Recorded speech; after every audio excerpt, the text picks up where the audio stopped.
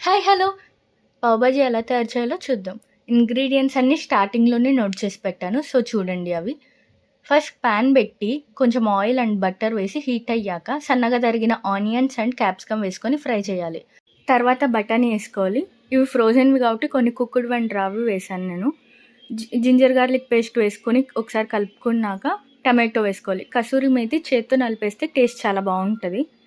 And ముందుగా చెప్పుకున్న powders అన్నీ వేసుకోవాలి. అండ్ స్మాష్డ్ పొటాటో వేసుకొని ఒకసారి కలుపుకున్న తర్వాత స్మాషర్ తీసుకొని స్మాష్ చేసుకుంటూ కొన్ని వాటర్ పోసుకుంటూ బాయిల్ చేసుకుంటూ ఉండాలి కర్రీని.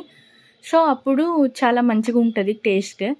థిక్ కన్సిస్టెన్సీ వచ్చాక కొరియాండర్ లీవ్స్ వేసుకొని మళ్ళీ కుక్ చేసి ఆ తర్వాత కొంచెం బటర్ వేసుకోవాలి. పావు బాజీకి ఎంత బటర్ వేస్తే అంత టేస్టీగా ఉంటుంది. పాన్ మీద బటర్ వేసుకొని పావ్స్ కాల్చుకోవాలి. Pav bhaji ready. Onions and లెమన్‌తో సర్వ్ చేసుకోండి. Thank you for watching.